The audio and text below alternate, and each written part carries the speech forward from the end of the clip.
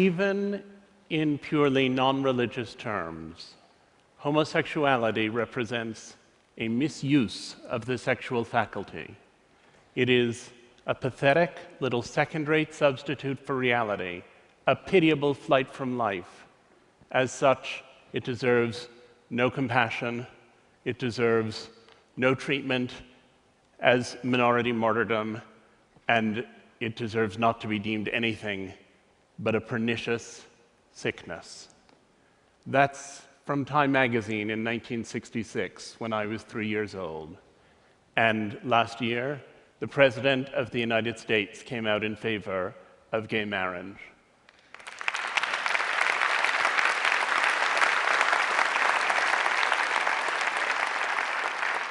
And my question is, how did we get from there to here? How did an illness become an identity? When I was perhaps 6 years old, I went to a shoe store with my mother and my brother, and at the end of buying our shoes, the salesman said to us that we could each have a balloon to take home. My brother wanted a red balloon, and I wanted a pink balloon. My mother said that she thought I'd really rather have a blue balloon, but I said that I definitely wanted the pink one, and she reminded me that my favorite color was blue. The fact that my favorite color now is blue, but I'm still gay, is evidence of both my mother's influence and its limits.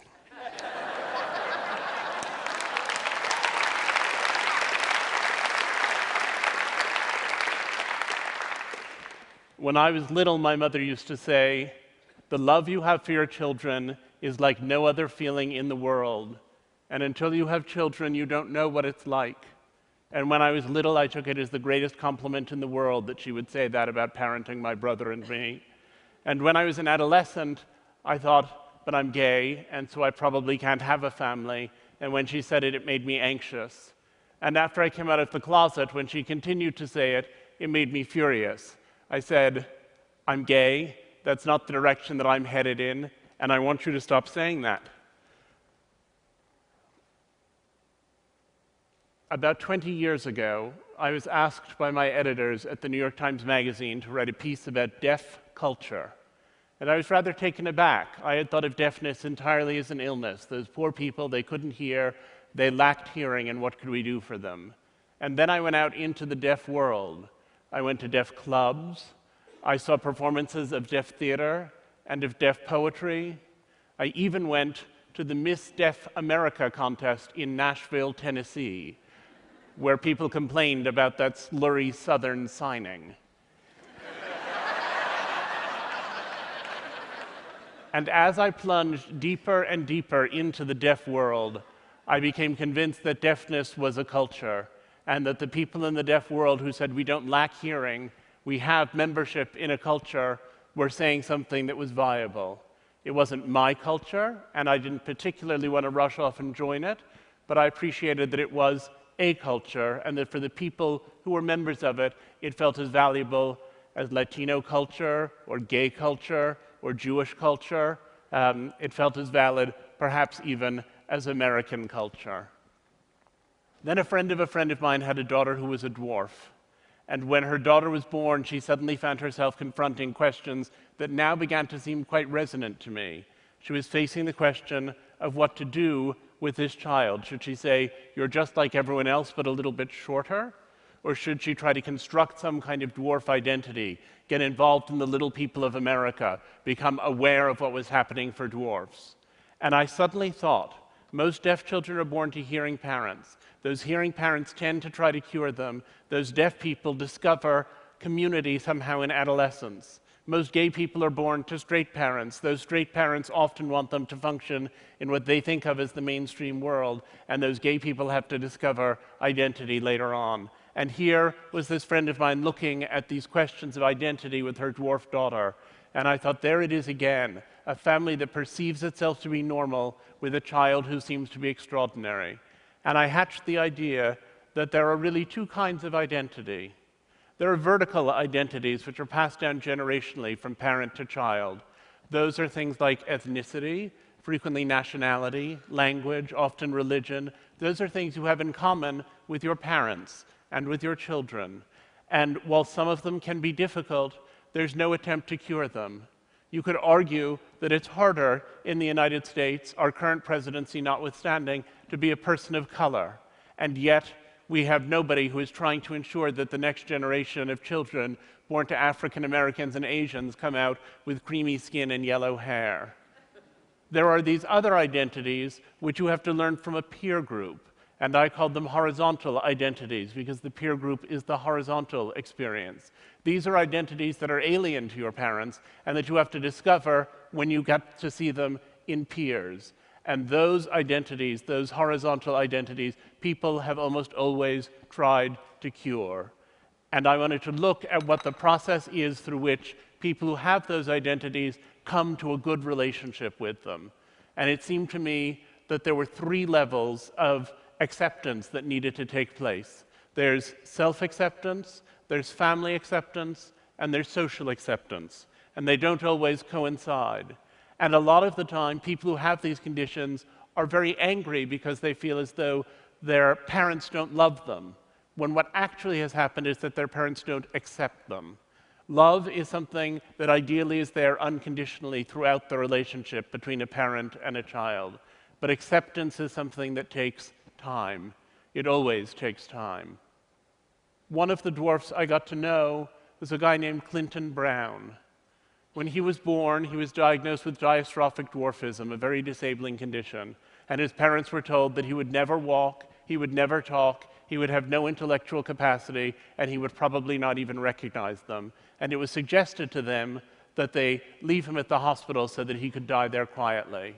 And his mother said she wasn't going to do it, and she took her son home, and even though she didn't have a lot of educational or financial advantages, she found the best doctor in the country for dealing with dystrophic dwarfism, and she got Clinton enrolled with him, and in the course of his childhood, he had 30 major surgical procedures. And he spent all this time stuck in the hospital while he was having those procedures, as a result of which he now can walk. And while he was there, they sent tutors around to help him with his schoolwork, and he worked very hard because there was nothing else to do. And he ended up achieving at a level that had never before been contemplated by any member of his family. He was the first one in his family, in fact, to go to college, where he lived on campus and drove a specially fitted car that accommodated his unusual body. And his mother told me the story of coming home one day, and he went to college nearby, and she said, "And I saw that car, which you can always recognize, in the parking lot of a bar," she said. And I thought to myself, they're 6 feet tall, he's 3 feet tall, 2 beers for them is 4 beers for him. She said, I knew I couldn't go in there and interrupt him, but I went home and I left him 8 messages on his cell phone. She said, and then I thought, if someone had said to me when he was born that my future worry would be that he'd go drinking and driving with his college buddies.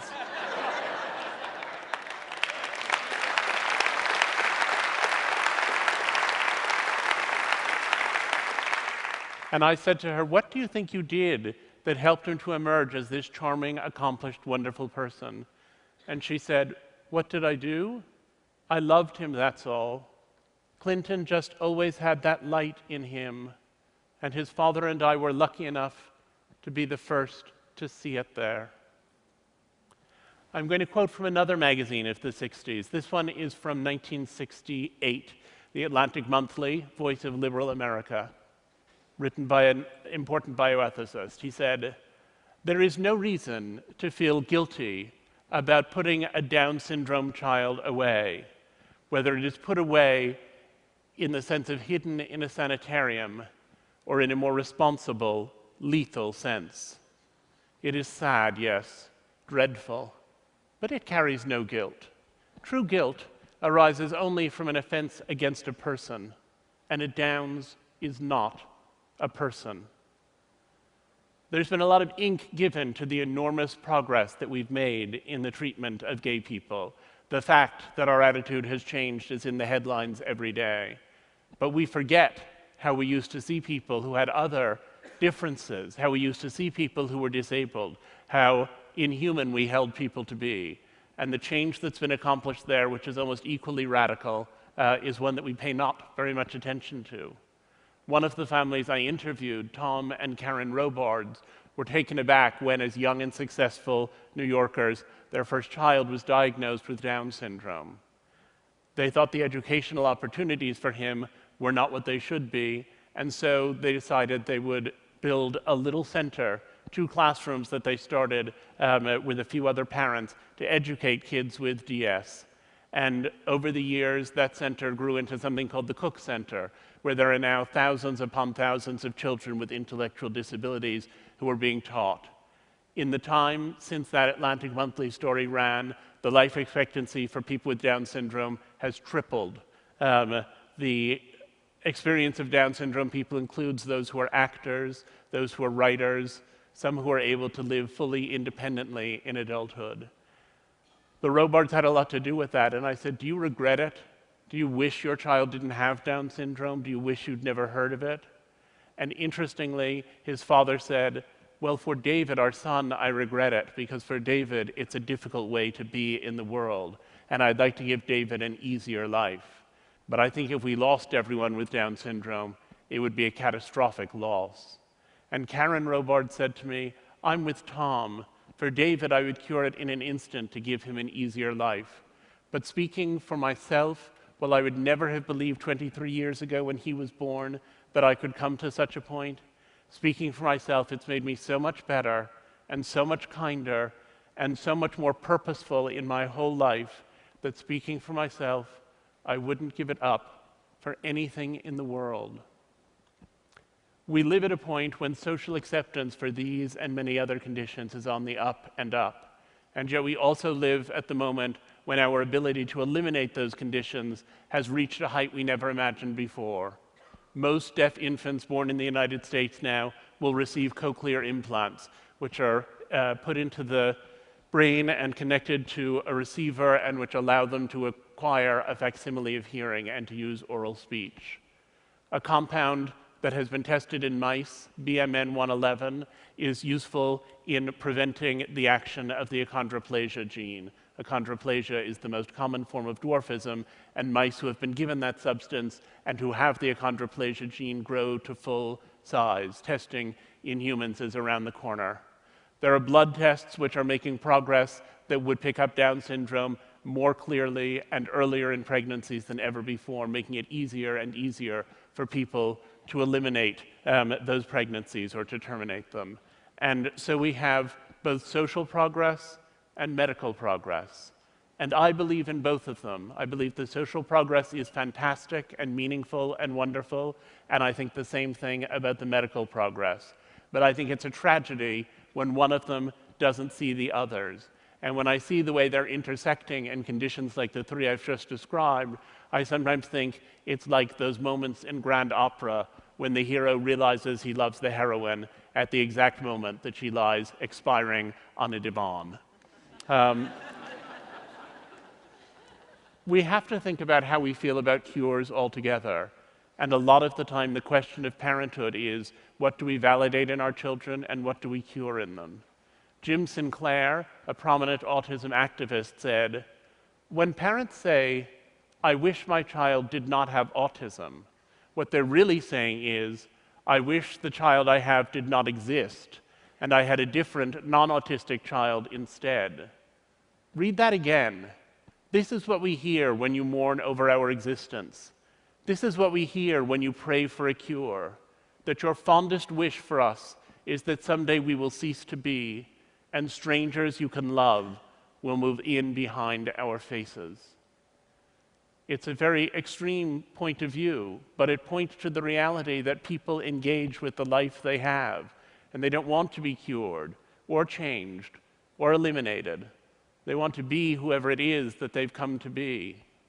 One of the families I interviewed for this project was the family of Dylan Klebold, who was one of the perpetrators of the Columbine massacre. It took a long time to persuade them to talk to me, and once they agreed, they were so full of their story that they couldn't stop telling it. And the first weekend I spent with them, the first of many, I recorded more than 20 hours of conversation.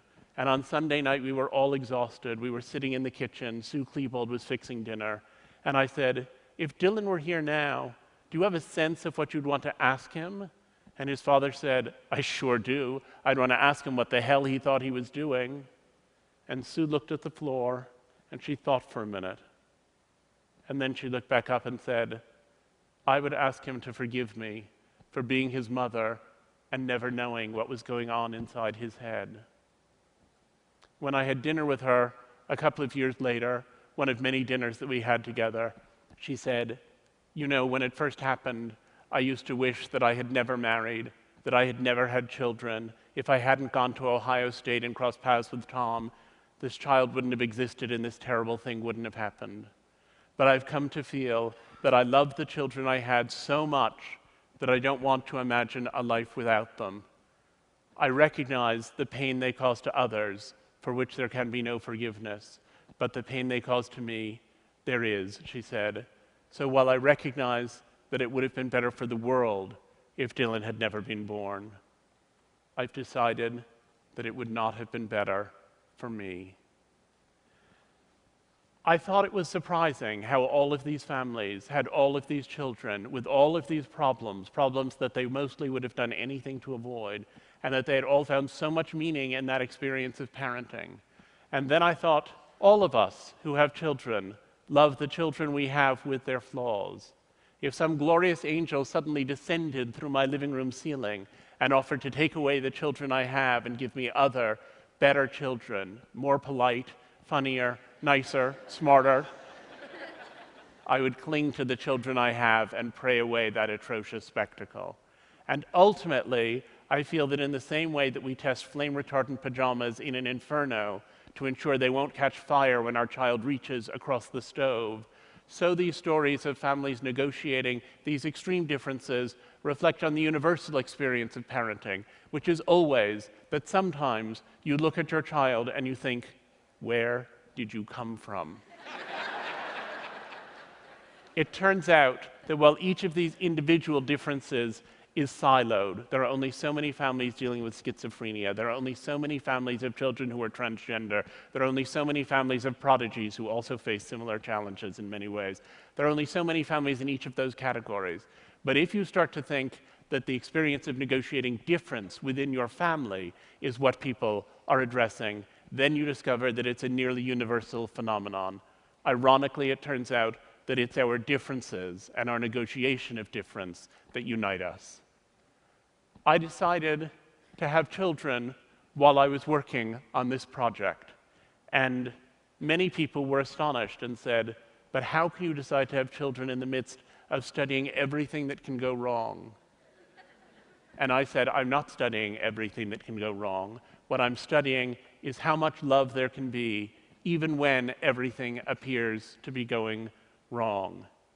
I thought a lot about the mother of one disabled child I had seen, severely disabled child who died through caregiver neglect. And when his ashes were interred, his mother said, I pray here for forgiveness for having been twice robbed, once of the child I wanted, and once of the son I loved. And I figured it was possible then for anyone to love any child if they had the effective will to do so. So my husband is the biological father of 2 children with some lesbian friends in Minneapolis. I had a close friend from college who'd gone through a divorce and wanted to have children, and so she and I have a daughter, and mother and daughter live in Texas. And my husband and I have a son who lives with us all the time, of whom I am the biological father, and our surrogate for the pregnancy was Laura, the lesbian mother of Oliver and Lucy in Minneapolis. So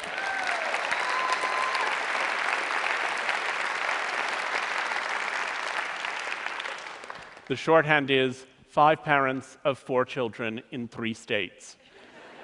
And there are people who think that the existence of my family somehow undermines or weakens or damages their family. And there are people who think that families like mine shouldn't be allowed to exist. And I don't accept subtractive models of love, only additive ones. And I believe that in the same way that we need species diversity to ensure that the planet can go on, so we need this diversity of affection and diversity of family in order to strengthen the ecosphere of kindness. The day after our son was born, the pediatrician came into the hospital room and said she was concerned. He wasn't extending his legs appropriately. She said that might mean that he had brain damage. Insofar as he was extending them, he was doing so asymmetrically, which he thought could mean that there was a tumor of some kind in action. And he had a very large head, which he thought might indicate hydrocephalus. And as she told me all of these things, I felt the very center of my being pouring out onto the floor. And I thought, here I had been working for years on a book about how much meaning people had found in the experience of parenting children who were disabled, and I didn't want to join their number, because what I was encountering was an idea of illness, and like all parents since the dawn of time, I wanted to protect my child from illness, and I wanted also to protect myself from illness. And yet I knew from the work I had done that if he had any of the things we were about to start testing for, that those would ultimately be his identity, and if they were his identity, they would become my identity, that illness was going to take a very different shape as it unfolded. We took him to the MRI machine, we took him to the CAT scanner, we took this day-old child and gave him over for an arterial blood draw. We felt helpless, and at the end of 5 hours, they said that his brain was completely clear and that he was by then extending his legs correctly. And when I asked the pediatrician what had been going on, she said she thought in the morning he had probably had a cramp. But I thought how my mother was right. I thought, the love you have for your children is unlike any other feeling in the world. And until you have children, you don't know what it feels like. I think children had ensnared me the moment I connected fatherhood with loss. But I'm not sure I would have noticed that if I hadn't been so in the thick of this research project of mine. I had encountered so much strange love, and I fell very naturally into its bewitching patterns. And I saw how splendor can illuminate even the most abject vulnerabilities.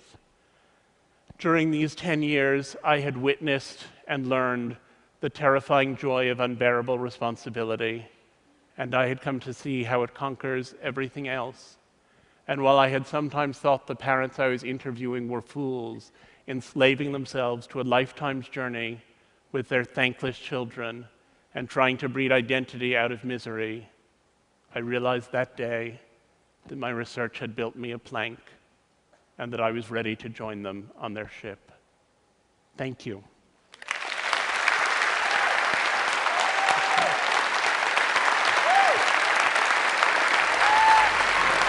Thank you.